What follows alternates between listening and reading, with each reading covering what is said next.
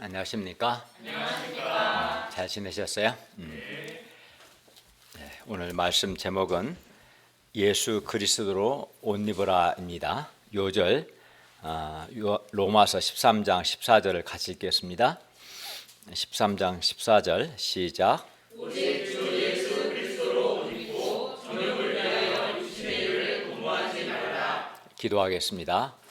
은혜로우신 하나님 아버지, 이 시간 삼위 하나님께 예배드리게 해주셔서 감사를 드립니다. 저희를 불쌍히 여기셔서 저희의 많은 죄와 허물을 용서하시고 하나님의 말씀을 주시며 말씀을 통해서 우리가 어떻게 살아야 하는가 배울 수 있도록 도와주십시오. 예수님의 이름으로 기도하였습니다. 아멘. 오늘 말씀은 이제 구원받은 신자가 사회생활을 하면서 지켜야 하는 기독교 윤리에 관해서 가르쳐 줍니다. 오늘 말씀을 통해서 우리가 위에 있는 권세들과 또 이웃과 또 이 시대에 대해서 어떻게 살아야 하는가, 어떤 자세를 가져야 하는가 배울 수 있기를 바랍니다. 제1장 권세들에게 복종하라. 1절에서 7절 말씀입니다. 1절은 위에 있는 권세들, 즉 그래서 권세들은 통치자들을 가리킵니다. 또는 정부 또는 정부가 임명한 관료들을 가리키는데 이 위에 있는 권세들에 대한 신자의 자세가 어떠해야 하는가를 가르쳐 줍니다. 우리 1절을 같이 읽겠습니다. 시작. 각 사람은 위에 있는 권세들에게 복종하라. 권세는 하나님으로부터 나지 않음이 없나니 모든 권세는 다 하나님께서 정하신 바라. 바울은 신자들에게 위에 있는 권세들에게 복종하라고 말합니다. 사도 바울 당시 위에 있는 권세들은 로마 황제와 황제가 임명한 관료들이었습니다. 그리고 위에 있는 권세들에게 복종하는 것이 신자의 바른 자세입니다. 어떤 사람들은 위에 있는 권세나 권위에 대해서 반발하고 거부감을 갖는 경향이 있습니다. 그러나 우리 신자들은 위에 있는 권세들에게 복종해야 합니다. 그러면 우리가 왜 위에 있는 권세들에게 복종해야 할까요? 왜냐하면 1절 하반절을 보시면 권세는 하나님으로부터 나지 않음이 없고 모든 권세는 다 하나님께서 정하신 것이기 때문입니다. 그러니까 모든 권세가 근본적으로 하나님으로부터 나왔고 모든 권세를 주신 분은 하나님이시기 때문에 그렇습니다. 하나님은 교회라는 기관과 국가라는 기관을 세우셔서 교회라는 기관에게는 하나님을 예배하고 신자들을 양육하고 봉사하며 선교라는 이러한 고유한 기능을 하게 하셨습니다. 그리고 하나님은 국가라는 기관을 세우셔서 국가라는 기관은 질서 유지라는 기능을 하게 하셨어요. 그리고 물론 그 교회나 국가의 지도자들, 권세자들에게는 권세를 주셨던 것이죠. 그리고 우리는 이 성경을 통해서 이스라엘의 사울 왕이나 다윗 왕을 사무엘서를 보면 사울 왕이든 다윗 왕이든 그들을 왕으로 세우시거나 그들을 폐하신 분은 하나님이시다는 것을 알 수 있습니다. 성경을 보면 하나님이 사울 왕을 세우시고 폐하기도 하시고 다윗을 왕으로 세우셨음을 우리가 배울 수 있습니다. 그러나 이방 나라인 바벨론의 느부갓네살 왕을 세우신 분도 과연 하나님이신가 하는 의문이 듭니다. 우리의 대통령을 과연 하나님이 세우셨는가 이런 생각을 할 수가 있겠죠. 느부갓네살은 하나님을 모르는 불신자였고 겉으로 보기에 느부갓네살이 왕이 된 것은 그가 많은 전쟁에서 승리했기 때문인 것 같습니다. 우리가 세상 나라를 바라볼 때 하나님과 관계없이 사람들이 권력 투쟁을 해서 임의로 권력을 장악하는 것처럼 보입니다. 아니면 하나님과 관계없이 선거에서 이겨서 정권을 잡는 것처럼 보입니다. 그래서 지금도 마찬가지죠. 문재인 대통령은 지난 대선에서 이겼기 때문에 정권을 잡았고 관료를 세웠다. 또 또 다음 대선에서도 사람들이 이제 선거에서 이기고자 하는, 이렇게 보기 쉽습니다. 그러나 다니엘서 4장 17절은 지극히 높으신 하나님께서 인간 나라를 다스리신다라고 말씀합니다. 지극히 높으신 하나님께서 자기의 뜻대로 권세를 누구에게든지 주신다라고 말씀합니다. 즉 모든 권세는 하나님으로부터 나왔다고 말씀합니다. 예수님께서는 이 사실, 모든 권세는 하나님으로부터 나왔다라는 사실을 빌라도 앞에서도 증거하셨습니다. 빌라도가 예수님을 신문할 때 빌라도가 예수님께 이렇게 말했어요. 내가 너를 놓을 권한도 있고 십자가에 못 박을 권한도 있는 줄 알지 못하느냐. 이때 예수님께서 빌라도에게 분명히 말씀하셨습니다. 위에서, 즉 하나님께서 주지 아니하셨다면, 나를 해야 할 권한이 없었을 것이다. 너에게 없었을 것이다. 즉 하나님께서 빌라도에게 권한을 주셨다라는 뜻이죠.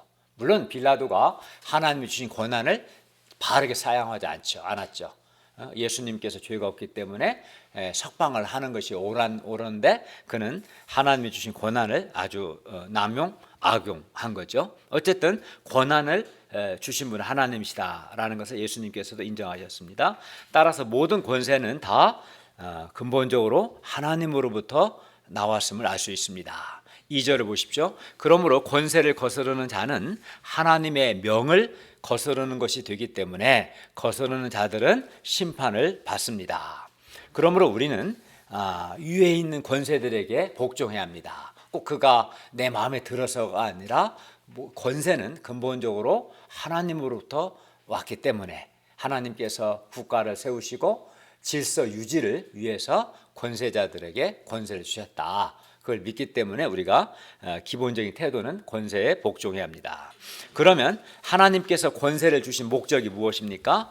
그것은 선을 장려하고 악을 억제하는 것, 곧 질서를 유지하기 위해서입니다. 3, 4절 보십시오. 다스리는 자들, 여기 권세자들, 다스리는 자들 같은 말입니다. 통치자들, 권세를 행하는 자들은 선한 일에 대하여 두려움이 되지 않고 악한 일에 대해서 두려움이 됩니다. 그리하여 선을 행하면 다스리는 자들에게, 권세자들에게 칭찬을 받습니다. 다스리는 자들은 하나님의 사역자, 즉 하나님의 일꾼이 되어서 선을 베푸는 자입니다. 그러나 악을 행하는 자에게는 하나님의 사역자가 되어 진노하심을 따라 보응합니다. 즉 진노를 집행합니다. 다스리는 자들은 질서 유지를 위해서 선을 행하면 칭찬하고 악을 행하면 보응을 합니다.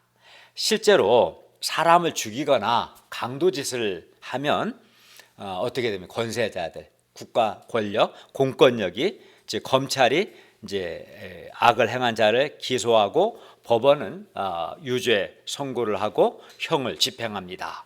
한마디로 진노로 보응하는, 진노를 집행하는 거죠. 질서를 유지하기 위해서. 그렇지 않으면은 막 함부로 사람의 생명을 빼앗거나 남의 것을 빼앗거나 그러면 안 되잖아요. 질서 유지를 위해서 권세를 주신 거예요. 그리고 질서가 유지되지 않으면 우리의 생명과 우리의 자유와 우리의 재산이 보호될 수 없기 때문에 질서 유지는 매우 중요합니다. 그리고 바로 이 질서를 유지하도록 하기 위해서 하나님께서 국가라는 기관을 세우시고 권세를 주신 겁니다. 조금 불안전할지라도 질서가 있어야지, 질서가 없으면 사람의 생명이나 자유나 인권이나 그의 재산이나 이런 것들이 보호될 수 없어요. 그러면 우리가 어떤 자세로 권세에 복종해야 할까요? 5절을 한번 같이 읽을까요? 5절 시작.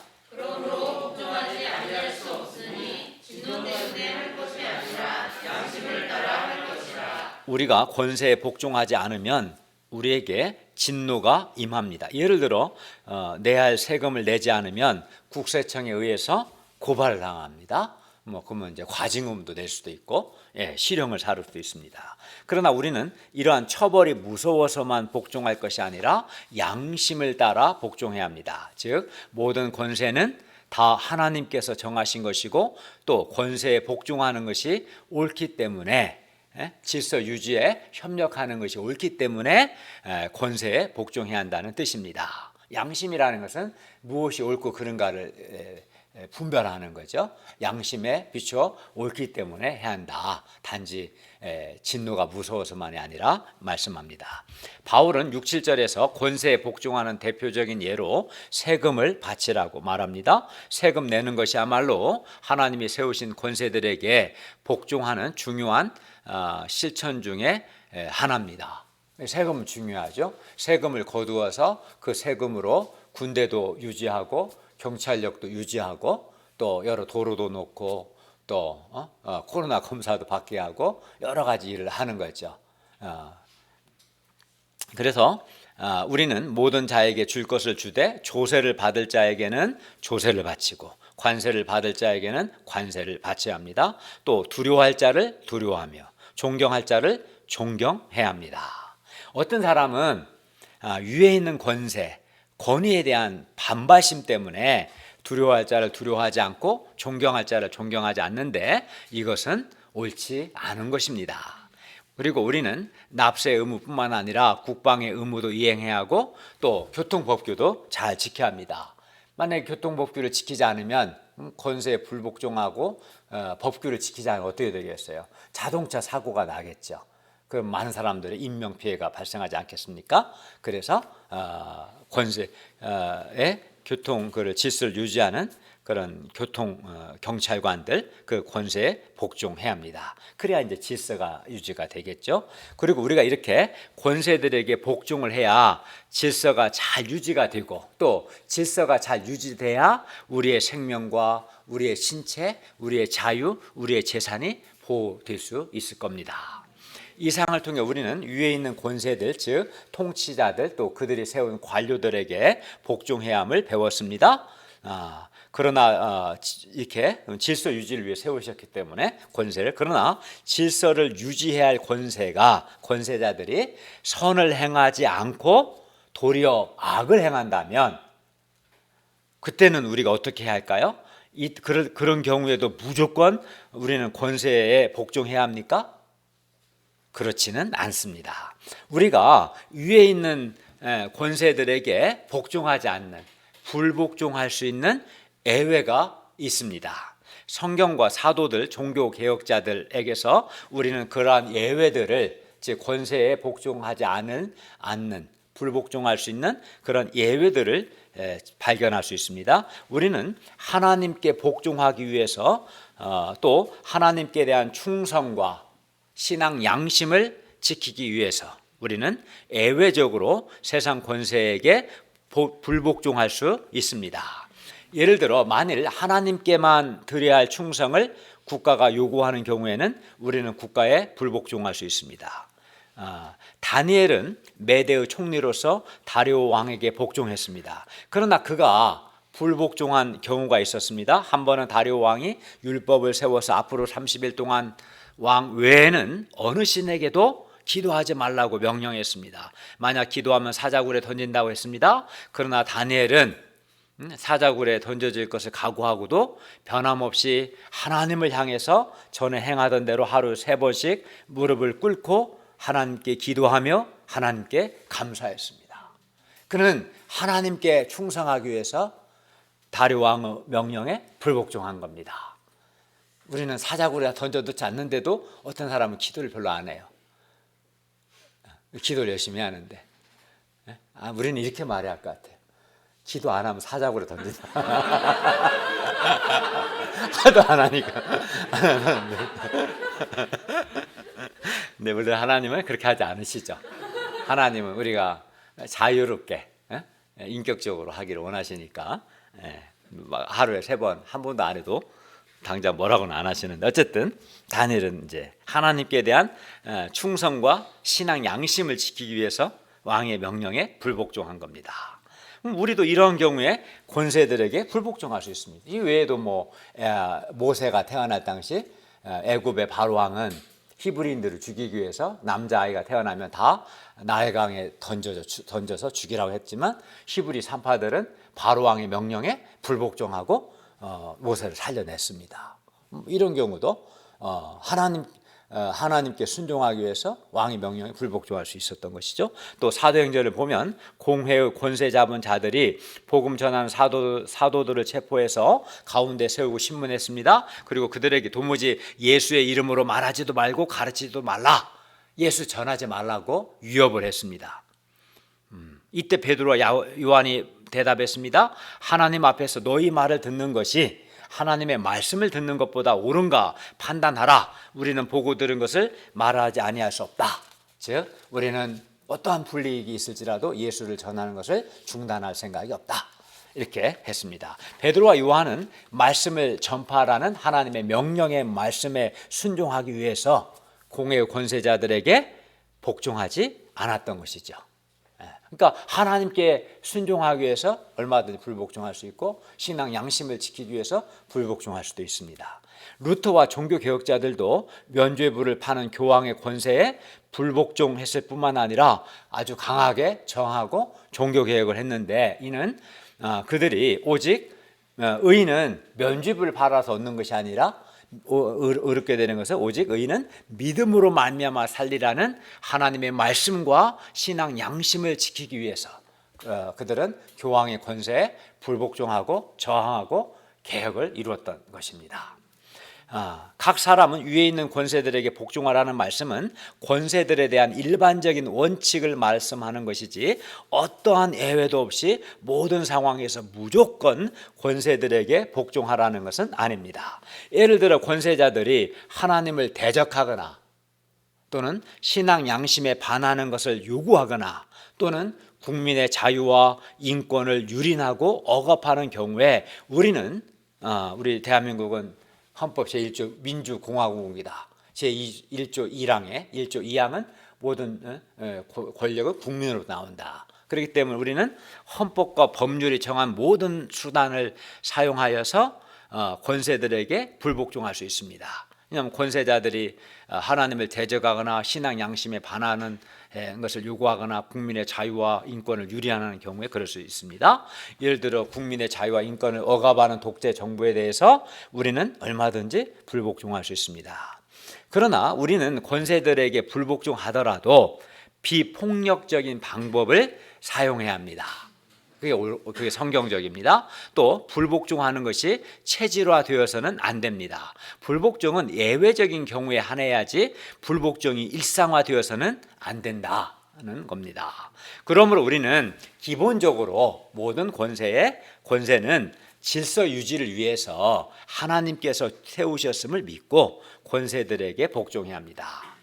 그리고 여기서 끝나면 안 되고 더 나아가서 우리 신자들은 그 권세를 잡은 자들이 하나님의 뜻에 맞게 권세를 사용하도록 기도해야 합니다.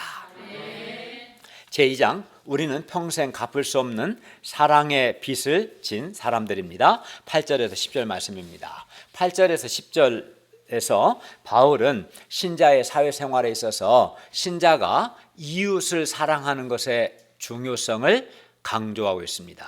8절을 다 함께 읽겠습니다. 8절 시작.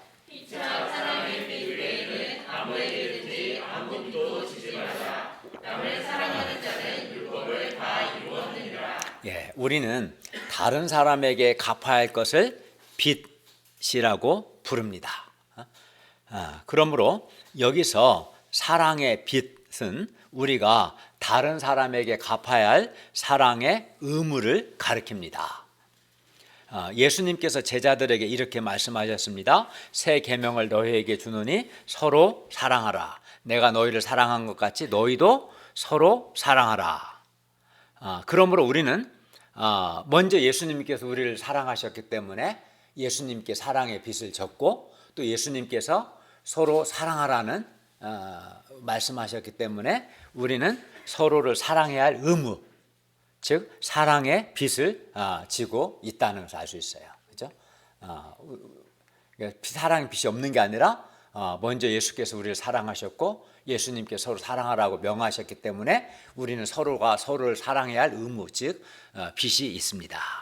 바울은 8절부터 10절에서 남을 사랑하는 자는 율법을 다 이루었고 사랑은 율법의 완성이기 때문에 신자는 적극적으로 사랑의 빚을 감당해야 한다고 말씀합니다.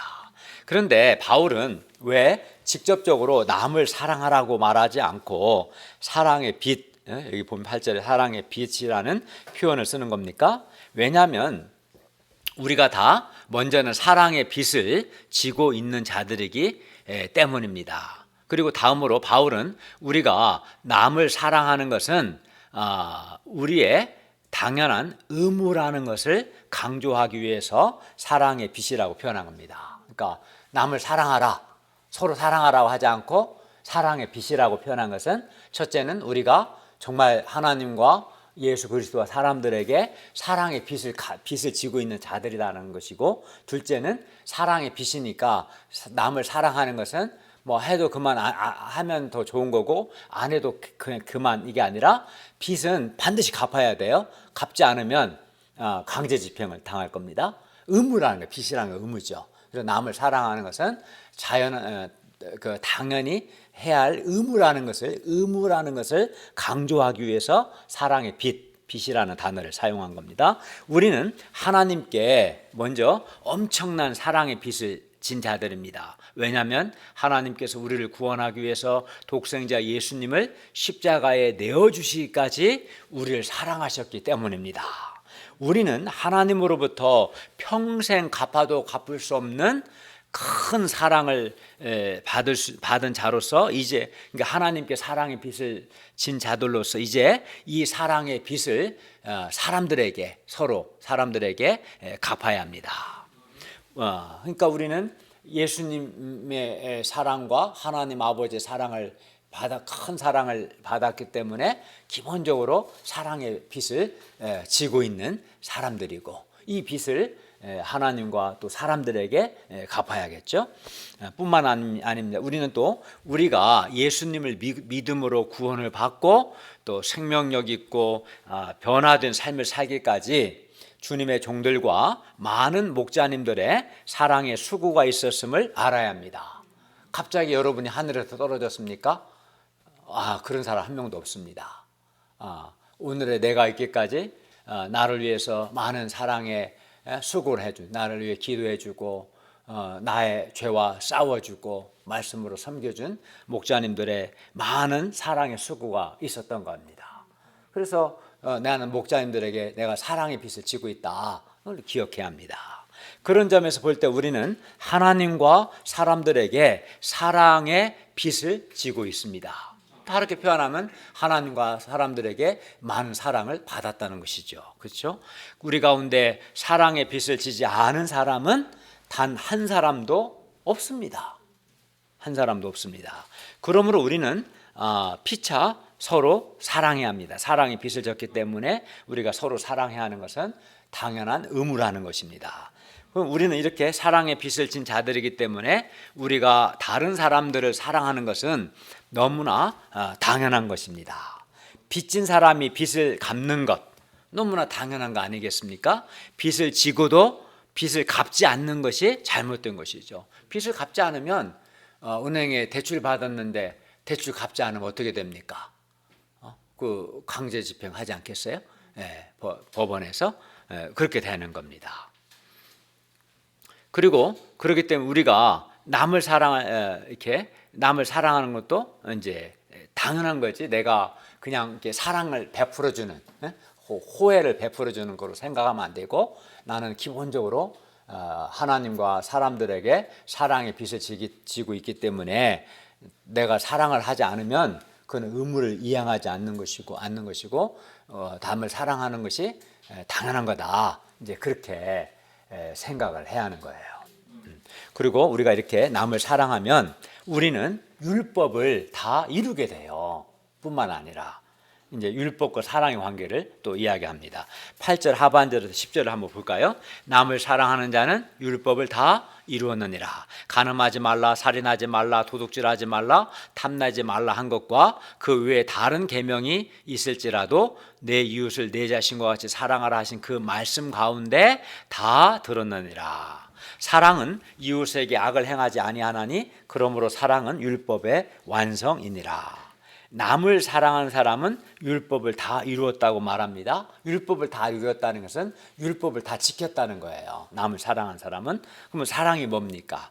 고린도전서 13장 4절부터 7절은 사랑에 대해서 이렇게 말씀합니다. 사랑은 오래 참고, 사랑은 온유하며, 사랑은 시기하지 아니하며, 사랑은 자랑하지 아니하며, 사랑은 교만하지 아니하며, 사랑은 무례히 행하지 아니하는 것이고, 사랑은 자기의 유익을 구하지 아니하며, 사랑은 성내지 아니하며, 악한 것을 생각하지 아니하며, 불의를 기뻐하지 아니하며, 진리와 함께 기뻐하고, 모든 것을 참으며, 모든 것을 믿으며, 모든 것을 바라며, 모든 것을 견디느니라. 이렇게 고린도전서 13장은 사랑에 대해서 이야기했습니다.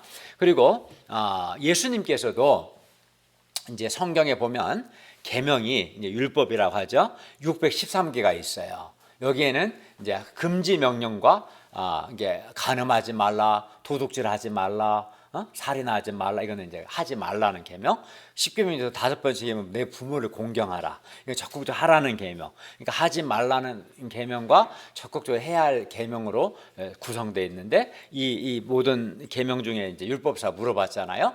가장 크고 중요한 계명이 뭡니까라고 했을 때 예수님께서 마음과 뜻과 힘을 다해 내 하나님 여호와를 사랑하고 내 이웃을 내 몸같이 사랑하는 것이다 라고 말씀하셨어요. 그래서 하나님을 사랑하고 이웃을 사랑하면 이 모든 계명이 다 지켜지는. 그래서 아까 본 것처럼 이제 9절 하반절에 내 이웃을 내 자신과 사랑하라 하신 말씀 가운데 다 들었다라는 말은 내 이웃을 내 자신과 같이 사랑하면 간음하지 마라, 살인하지 마라, 이 모든 계명들이 다 지켜진다라고 말씀하셨습니다.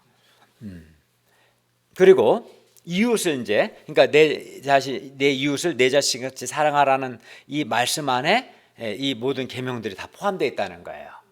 내 자신을 내 이웃을 내 자신과 사랑하라는 계명을 지키면 그 안에 다 들어 있으니까 이 계명들이 다 지켜진다는 거죠. 그러면 이웃을 사랑한다는 것이 뭡니까? 사랑이 뭡니까? 뭐 노래 가사에 보면 뭐 사랑은 뭐라고 그래요? 눈물의 씨야?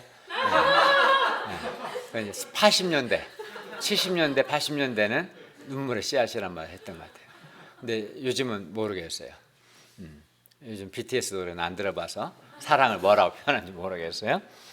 잘 모르겠지만 그러나 성경은 사랑이 뭔가 말씀합니다. 그건 명확해요.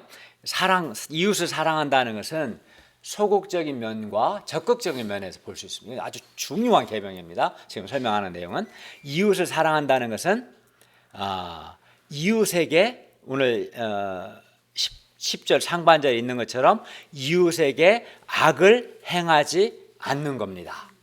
이웃에게 악을 행하지 않는 것이고 적극적으로는 이웃의 유익을 구하는 것입니다. 이것이 사랑입니다. 그래서 정말 이웃을 자신과 같이 사랑하는 사람은 결코 이웃에게 악을 행하지 않습니다. 그리하여 이웃을 사랑하는 사람은 오늘 조금 전 읽었던 간음하지 말라, 이웃 간음하거나 살인하지 말라, 도둑질하지 말라, 이건 다 이웃에게 악을 행하는 거잖아요. 그죠? 그러니까 이웃을 사랑하면 적어도 이웃에게 악을 행하지 않는 것이고, 그러면 이러한 간음하지 말라든 살인하지 말라, 도둑질하지 말라, 탐내지 말라, 이러한 계명들을 이웃 사랑하는 사람은 자연스럽게 다 지키게 되는 겁니다.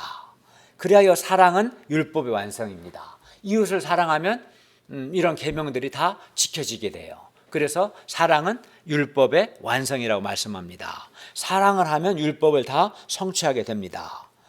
사랑은 일시적인 좋은 감정이 아닙니다. 어떤 사람은 그냥 어떤 이성에게 어떤 감정을 느꼈어, 사랑한다고 말해요.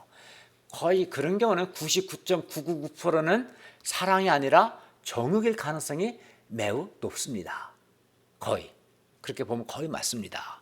사랑은 그냥 좋은 감정, 일시적인 좋은 감정이 아닙니다. 감정으로 한 사람은 왜 이혼해요? 너하고는 너 없이 못 산다겠다가 나중에 너하고는 절대 못 살겠다 하는 거예요. 감정은 바뀌는 거죠. 그건 사랑이 아닙니다. 그죠? 사랑이란 성경이 말씀한 사랑은 다 이웃에게, 남에게 악을 행하지 않는 것이고, 소극적으로, 적극적으로는 남의 유익, 다른 사람의 유익을 구하는 겁니다. 그게. 그러니까 소극적으로는 예를 든다 오늘 10계명을 예를 든다면 이웃을 사랑하면 이웃에게 살인하지 않는 것이죠. 이웃을 사랑하면 도둑질하지 않는 것이죠. 적극적으로는 부모를 공경하는 거죠. 사랑은 남의 유익을 구하는 거니까. 그리하여 이웃 사랑하는 사람은 결코 이웃에게 악을 행하지 않는 거기 때문에 사랑은 소극적으로는 이웃을 미워한다거나 이웃에게 모욕적인 말을 한다거나 함부로 분노의 감정을 표출한다거나 이웃의 생명을 해한다거나 하지 않죠. 이웃을 사랑하는 사람은. 이웃을 자신과 같이 사랑하면 다른 모든 계명들이 자연스레 지켜집니다. 예를 들면 이웃을 자신과 같이 사랑하면 간음하지 말라는 계명도 지켜지고 살인하지 말라는 계명도 지켜지고 도둑질하지 말라는 계명도 지켜지는 겁니다. 그런 점에서 사랑은 이 율법의 완성입니다. 그런데 우리는 사랑의 빚을 진 자들입니다. 그리하여 남을 사랑하는 것을 다른 사람을 사랑하는 것을 자신이 반드시 갚아야 할 빚이다. 나는 사랑의 빚을 지고 있기 때문에 내가 이웃을 사랑하는 것은 내가 반드시 갚아야 하는 빚이다 라고 여기는 사람은 반드시 이웃을 사랑하고자 노력할 겁니다. 그러나 내가 사랑의 빚을 지고 있다. 이웃을 사랑하는 것은 나에게 빚이다. 내가 반드시 행해야 할 의무다 라고 생각하지 않는 사람은 뭐 이웃 사랑하는 거 나쁘다고는 생각하지 않지만 반드시 이웃을 사랑하려고 하지는 않습니다. 우리가 같은 값이라도 예를 들면 내 은행에 5천만 원을 대출 받았어요. 그럼 빚이잖아요. 그럼 반드시 갚아야 합니다. 어떻게든. 안 갚으면 그냥 넘어갈 수 없잖아요. 근데 내가 은행에 빚을 안 빌렸어요. 그러면 내가 빚이 없어요. 그럼 내가 남을 도와주는데 뭐 이렇게 돈도 없는데 5천만 원 도와주기 쉽지는 않을 겁니다. 뭐 몇만 원 도와줄 수는 있겠지만 그렇지 않겠어요? 근데 빚으로 생각하지 않으면 반드시 갚을 필요가 없는 겁니다. 빚이 아니기 때문에. 사랑도 마찬가지예요. 사랑의 빚을 졌다. 사랑을 빚으로 여기는 사람은 남을 사랑하는 반드시 해야 할 의무로 여기기 때문에 반드시 사랑을 실천합니다. 그리고 성령님께서는 이렇게 사랑의 빚을 갚고자 하는 사람, 내 이웃을 내 자신과 같이 사랑하는 말씀을 순종하는 사람을 도와주셔서 그로 하여금 사랑의 열매를 맺게 하십니다. 사랑은 성령의 열매입니다. 그리고 우리가 다른 사람을 사랑하지 못하는 이유는 사랑을 반드시 갚아야 할 빚으로, 즉 의무라고 생각하지 않기 때문에 그렇습니다. 사랑은 해도 그만, 안 해도 그만. 하면 좋고 안 해도 크게 잘못된 것이 없는 이렇게 상대적으로 생각하는 사람은 반드시 이웃을 사랑하지는 않습니다. 그러나 사랑을 빚으로 여기는 사람, 내가 반드시 갚아야 할 의무로 여기는 사람만이 반드시 사랑을 실천하게 됩니다. 우리는 하나님과 사람들에게 평생을 갚아도 다 갚을 수 없는 사랑의 빚을 진 자들이라는 것을 기억해야 합니다. 내가 그냥 존재하는 게 아닙니다. 하나님의 독생자 주신 사랑과 자기 자신을 내어주신 예수 그리스도의 그 사랑 때문에 나를 위해 많은 사랑의 수고를 해주신 목사님들이 사랑 때문에 현재 내가 존재하고 있다는 사실을 반드시 기억해야 합니다. 네. 그러므로 우리가 사랑을 반드시 갚아야 할 의무로 여기고 서로 사랑할 수 있기를 기도합니다. 적어도 내가 사랑한다면 사랑하는 대상에게 최소한 악을 행하지 말아야 합니다. 그리고 적극적으로 그 대상의 유익을 구해야 하는 겁니다. 사랑에는 반드시 이 두 가지 요소가 있어야 합니다. 그래서 정말 사랑하는 사람은 당연히 무례하게 행하지 않죠. 사랑하는 사람은 함부로 화를 내지 않습니다. 그건 악을 행하는 것이니까. 사랑하면 그 사람한테 교만하게 행하지 않습니다. 그건 그 사람에게 악을 행하는 거니까. 정말 사랑하는 사람은 사랑하면 그 사람을 위해서 기도하고 그 사람을 위해서 말씀도 가르쳐주고 실제적인 사랑의 수고를 하는 겁니다. 왜? 사랑은 근본적으로 나의 유익을 구하는 게 아니라 다른 사람의 유익을 구하는 것이기 때문입니다. 유행가사 사랑이 아니라 성경이 말씀한 사랑이 뭔가를 배우고 실천할 수 있기를 바랍니다. 제3장 빛의 갑옷을 입어라 11절에서 14절 말씀입니다. 11절에서 14절은 신자가 이 시대에 대하여 어떤 자세를 갖고 살아야 하는가를 가르쳐줍니다. 11절을 보십시오. 또한 너희가 이 시기를 알거니와 자다가 깰 때가 벌써 되었으니 이는 이제 우리의 구원이 처음 믿을 때보다 가까웠습니다. 여기서 이 시기는 바로 지금 현재를 가리킵니다. 원어를 보면 사도 바울은 명령형으로 너희는 이 시기를 알라 이렇게 명령해요. 즉 이 말은 지금이 어느 때인가 이 시기를 알라는 말은 인식하라는 뜻입니다. 그리고 바울은 우리가 자다가 깰 때가 벌써 되었다고 말씀합니다. 여기서 잔다는 것은 은유적인 표현으로 영적인 잠을 자는 것을 말합니다. 세속적이고 육신적인 삶에 취해서 영적인 것에 무관심하고 안일하게 사는 것, 이게 잠을 자는 겁니다. 하나님께 대한 소원 없이 살아가는 것, 이게 육체는 깨어있을지 몰라도 영적으로 잠든 자입니다. 그리고 깬다는 것은 이 시기에 대한 인식을 하는 겁니다. 그리고 자신이 내가 영적으로 잠들어 있구나, 내가 하나님께 대한 소원도 없이 하나님께 대한 사랑과 충성도 없이 세속적인 것에 취해서 살고 있는 내가 사실은 영적으로 잠든 자라는 사실을 깨닫는 사람은 어떻게 하겠습니까? 인생을 함부로 살지 않고 회개하고 영적인 각성을 하려고 할 것입니다. 그러면 우리가 왜 자다가 깨어나야 합니까? 왜 계속 자고 있지 않고 왜 이제 깨어나야 합니까? 어떤 사람은 자다가 깰 때가 되었다고 말해주는데도 잠에서 깨어날 생각을 하지 않습니다. 여전히 영적인 무관심과 세상 것에 취해 삽니다. 그럼 우리가 왜 깨어나야 합니까? 왜 그렇습니까? 11절 하반절을 보십시오. 이는 이제 우리의 구원이 처음 믿을 때보다 가까웠기 때문입니다. 여기서 우리의 구원은 예수 그리스도의 재림으로 완성되는 구원을 가리킵니다. 우리는 이미 구원을 받았지만 예수님께서 재림하실 때 우리의 구원이 완성되는데, 여기서 구원은 완성되는 구원을 의미합니다. 예수님께서 다시 오시면 우리의 구원이 완성되기 때문에 우리의 구원은 처음 믿을 때보다 더욱 가까워졌습니다. 우리는 예수 그리스도께서 언제 재림하실지 정확한 날짜와 시간을 알 수는 없습니다. 그러나 분명한 것은 예수 그리스도께서 반드시 재림하신다는 것과 하나님께서 정해놓으신 마지막 때 곧 역사의 종말이 있다는 것입니다. 예수님의 재림과 역사의 종말은 같은 것입니다. 예수께서 다시 오시면 역사는 종말을 맞이하게 될 것입니다. 그리고 이 역사적인 종말만 있는 것이 아니라 우리에게는 개인적인 종말, 즉 개인적인 죽음도 있습니다. 우리는 우리의 구원이 가까웠음을 인식해야 합니다. 다시 말해 예수 그리스도께서 오실 날이 멀지 않았다는 것과 우리가 주님 앞에 서게 될 날이 멀지 않았음을 인식해야 합니다. 50이 좀 넘은 저는 좀 더 가까웠습니다. 물론 나이 순서대로 가는 건 아니죠. 나보다 먼저 갈 사람이 있을 수도 있겠죠. 실제로 그런 경우도 있죠. 근데 모르겠습니다. 나는 나이를 먹을수록 하나님 앞에 설 날이 점점 가까워지고 있다는 건 분명합니다. 우리는 결코 영원히 사는 건 아닙니다. 어느 누구도 영원히 살 수는 없습니다. 역사의 종말이든 개인의 종말이든 종말은 반드시 있고 그 날은 더욱 가까워지고 있습니다. 그리고 개인의 종말일 때 주께서 물으십니다. 너 왜 그렇게 살았어? 너 예수 믿고 구원받았다고 하면서 왜 영적인 소원이 하나도 없이 왜 세상 것에 취해서 살았어? 너 그 뭐야 너 도대체가? 너는 은혜를 감당할 줄도 모르고 그렇게 배은망덕한 삶을 살고 싶더냐? 하나님 앞에 책망받을 겁니다. 하나님 앞에 설 날이 있는 거예요. 그렇기 때문에 잠에서 깨라고 말씀하는 겁니다. 사도 바울은.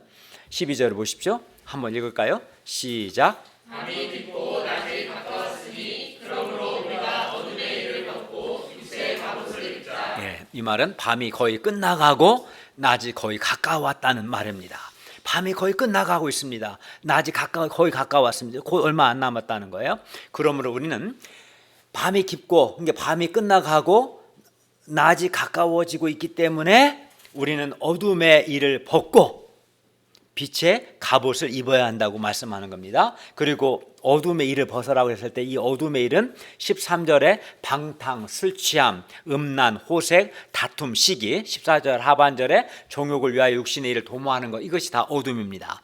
갑옷은 빛의 갑옷을 입으라고 했는데 갑옷은 적의 화살로부터 자기를 방어하기 위해서 입는 옷이 갑옷입니다. 사도 바울은 그냥 갑옷이 아니라 빛의 갑옷이라고 말함으로써 빛의 갑옷, 어둠이 침투하지 못하도록 철저히 빛으로 무장하라고 명령합니다. 빛으로 된 갑옷을 입으면 어둠이 뚫지를 못하겠죠. 그래서 어둠의 일을 벗어버리고 빛의 갑옷을 입으라 말씀했습니다.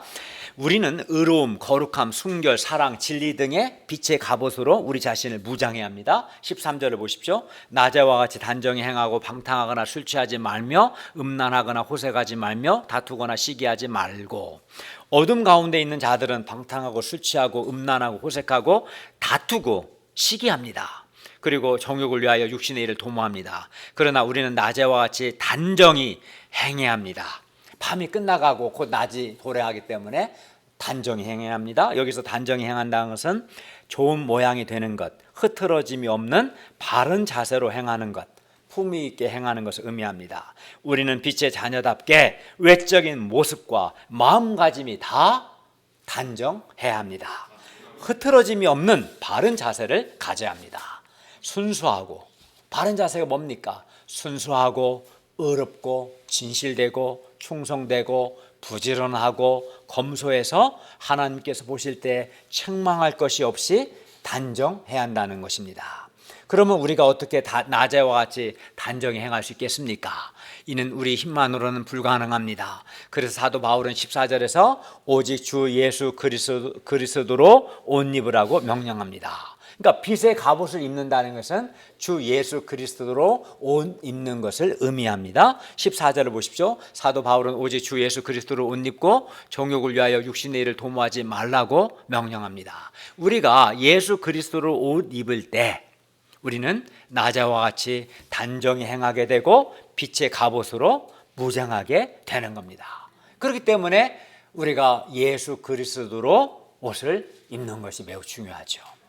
옷은 그 사람의 신분과 그 신분에 따른 삶을 나타냅니다. 그래야 경찰 제복은 경찰 신분을 나타내고 군복은 군인의 신분을 나타내고 소방관의 옷은 소방관 신분을 나타냅니다. 제가 며칠 전에 어깨하고 손가락 시술하기 위해서 우리 이상환 선생님 병원에 1박 2일 입원했어요. 가보니까 옷을 보면 저 사람이 의사구나.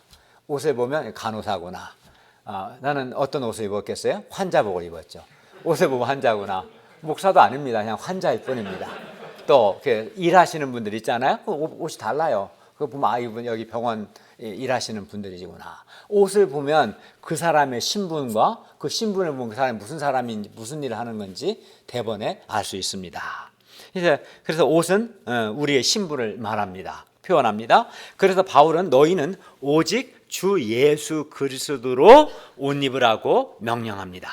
그리고 예수 그리스도로 옷 입는다는 것은 자신의 신분이 예수님을 옷 입는다는 것은 이 사람이 예수 믿고 예수님께 속한 사람이라는 것을 나타내라는 거예요. 예수 그리스도로 옷 입으라는 말은 예수 믿는 예수님께 속한 사람임을 나타내라. 즉 예수님을 믿는 그 신분에 맞는 삶을 살라는 겁니다. 예수 그리스도 옷 입으라는 것은 예수 그리스도를 믿고 예수님을 배우고 예수님을 따르고 적극적으로 예수님을 본받는 삶을 살라는 겁니다. 그래야 그래야 예수 그리스도 옷 입는다는 것은 예수 그리스도를 본받아서 예를 들어서 예수님처럼 의롭고 순결하고 거룩하고 사랑과 긍휼과 자비와 겸손의 사람이 되는 것입니다. 우리가 예수님을 믿고 따를 때 또 배우고 본받는 삶을 살 때 우리는 예수 그리스도로 옷 입게 됩니다. 그러니까 제가 병원에서 옷을 보고 의사인지 간호사인지 환자인지 구분할 수 있었던 것처럼 사람들 우리를 볼 때 물론 예수 그리스도 옷이라는 게 비유적인 의미지 눈에 보이는 옷은 아니죠. 비유적인 표현이죠. 딱 봤을 때 저 사람 보니 저 사람의 가치관과 그의 말과 행동과 삶을 보니까 저 사람은 예수 믿는 사람이구나. 예수님께 속한 사람이구나. 확실히 다르다. 딱 그 사람만 보면 말 안 해도 딱 알 수 있을 만큼 그렇게 하라는 거죠. 예수님처럼 겸손하고 온유하고 긍휼이 있고 순결하고 거룩하구나. 이렇게 하라는 겁니다. 오늘 본문 13, 14절 말씀은 그 유명한 탕자 어거스틴을 성자 어거스틴으로 변화시킨 말씀으로도 매우 유명합니다. 오늘 13, 14절 말씀은 어거스틴이 방탕과 음란의 옷을 입었을 때는 그는 사생활을 낳은 아주 무책임하고 방탕한 어거스틴이었습니다. 사생활을 낳았습니다. 어떤 여자와 관계에서. 그러나 그가 오늘 13, 14절 말씀에 순종해서 그는 어둠의 일을 버리고 빛의 갑옷을 입고 그가 예수 그리스도로 옷 입었을 때 그는 기독교 역사상 가장 위대한 인물 중 한 사람인 성자 세인트 어거스틴이 되었습니다. 다른 게 아닙니다. 내가 이 어둠을 벗어버리고 예수 그리스도로 옷 입으면 우리는 누구나 위대한 사람이 되고, 내가 예수 그리스도로 옷 입으면 어둠이 나를 뚫지를 못합니다. 예수 그리스도 옷 입으면 그건 빛의 갑옷을 입는 거기 때문에 그렇습니다. 이거는 그냥 하면 안 되고 반드시 우리가 순종해야 할 말씀인 겁니다.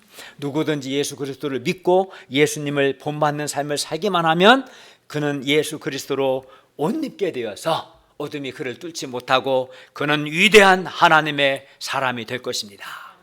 여러분 지금 어떤 옷을 입고 있습니까? 여러분, 방탕과 음란과 세상 욕심과 세상 정욕과 같은 어둠의 옷을 입고 있습니까? 아니면 어둠이 뚫지 못하도록 빛의 갑옷, 즉 예수 그리스도로 여러분 지금 옷 입고 있습니까? 우리가 빛의 갑옷 예수 그리스도로 옷 입을 수 있기를 기도합니다. 결론입니다. 우리가 모든 권세는 다 하나님으로부터 나왔음을 믿고 위에 있는 권세들에게 복종할 수 있기를 바랍니다. 그리고 우리 자신이 하나님과 사람에게 평생 갚을 수 없는 사랑에 빚진 자들임을 인식하고, 하나님과 사람들로부터 많은 사랑을 받은 사랑에 빚어진 자들임을 인식하고 힘써 이 사랑의 의무를 이행하는 사랑의 빚을 갚을 수 있기를 기도합니다. 그리고 무엇보다 어둠의 일을 벗고, 이건 분별해야 합니다. 방탕하고 술 취하고 시기하고 다투고 세상 정욕적인 삶을 사는 것, 이건 어둠의 일이다 인식하고 어둠의 일을 벗어버리고 빛의 갑옷, 어둠이 뚫지 못하도록 빛의 갑옷 예수 그리스도로 옷 입을 수 있기를 기도합니다. 힘써 예수님을 믿고 예수님을 따르고 예수님을 배우고 예수님을 본받음으로 예수님처럼 의롭고 순결하고 거룩하고 사랑과 긍휼과 자비와 겸손의 사람이 될 수 있기를 기도합니다. 기도하겠습니다. 은혜로우신 주님, 오늘 말씀처럼 우리가 하나님과 사람들에게 많은 사랑을 받은 사랑의 빚진 자들임을 인식하고 적극적으로 사랑의 빚을 갚을 수 있도록 사랑의 의무를 이행할 수 있도록 도와주십시오. 사랑하되 남에게 악을 행하지 않고 남의 유익을 구하는 사랑을 행하게 도와주십시오. 또 어둠이 뚫지 않도록 빛의 갑옷 예수 그리스도로 옷 입을 수 있도록 도와주십시오. 분별력을 주셔서 이 불신자들, 세상 사람들의 입고 있는 옷을 세상 정욕과 세상 그 화려함과 세상 물질주의와 방탕함의 그 옷을, 어둠의 옷을 부러워하지 않고 도리어 어둠의 일을 벗어버리고 빛의 갑옷 예수 그리스도로 옷 입을 수 있도록 도와주시고, 내가 예수 믿는 신자라는 것을 인식하고 이 정체성에 맞는 옷을 입을 수 있도록 도와주시옵소서. 예수님의 이름으로 기도하였습니다. 아멘.